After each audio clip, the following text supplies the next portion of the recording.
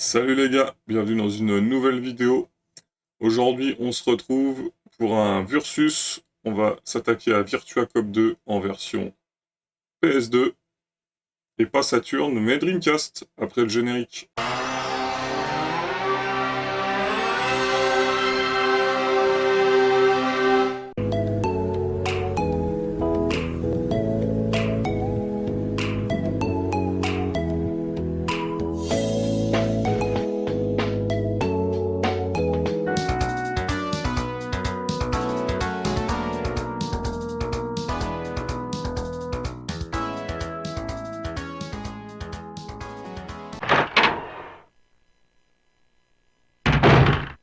Bon voilà, en fait, j'ai enregistré deux petites séquences de gameplay, voilà, pas très longues, hein, du début, sur les deux versions, sur les hardware d'origine. On va voir ensemble s'il y a des différences notables, notamment différences techniques. Et, il y en a qui sont frappantes. Donc aujourd'hui, ce que je vous propose, c'est que on va voir ça ensemble. Donc là, on a le Virtua Cop 2 en Elite Edition sur PS2. Donc là, c'est la version PAL, hein, PAL FR. Alors ce qui est bien sur cette édition, c'est que vous avez Virtua Cop 1 et 2, en fait, sur le même disque, pour ceux qui ne le savent pas. Donc ça, c'est cool, hein. Franchement, vous avez les deux jeux en un, donc là-dessus, c'est le top du top. Et aussi, on a en Dreamcast, et oui, c'est bien une version Dreamcast, Virtua Cop 2, donc là, pour le coup, on est sur une version exclusive au Japon, hein, sur Dreamcast, qui n'est jamais sortie en PAL, sur la 128 de Sega. Et on va voir, en fait, si tu as envie de jouer à Virtua Cop 2, pour le coup, s'il y a une version qui est mieux que l'autre, plus avantageuse, et pour le coup, oui, c'est le cas.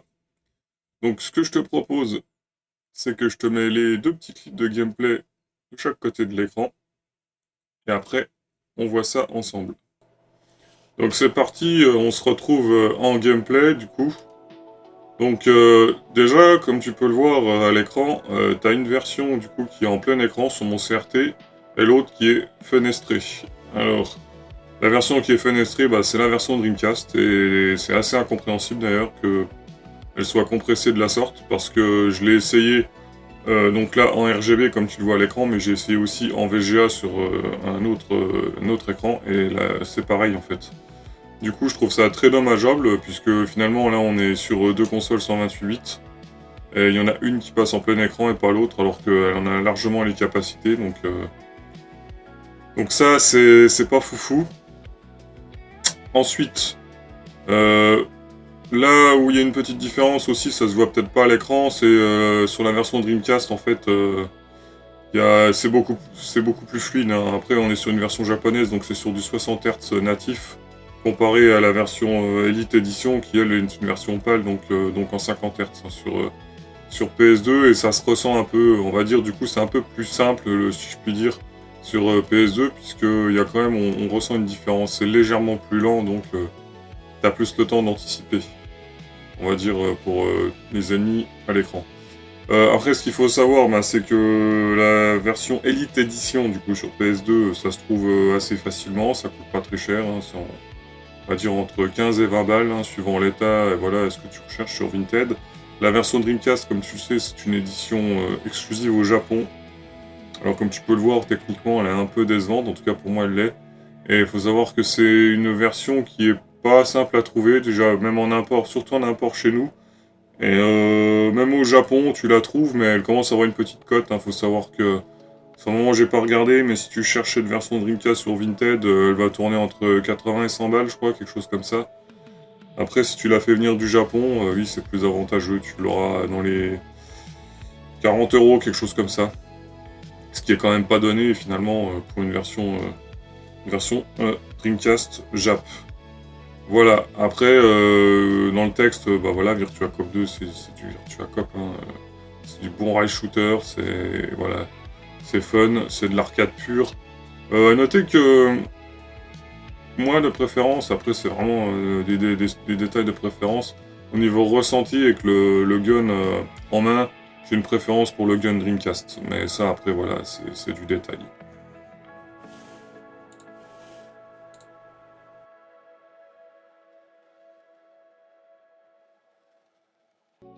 Donc voilà, comme tu as pu le voir à travers les deux gameplays, bah, la version Dreamcast, en fait, bah, elle est un peu en dessous techniquement, et encore une fois, c'est quelque chose que j'ai du mal à comprendre, qu'elle ne puisse pas prendre le plein écran, en fait, alors qu'elle en est complètement capable, la console.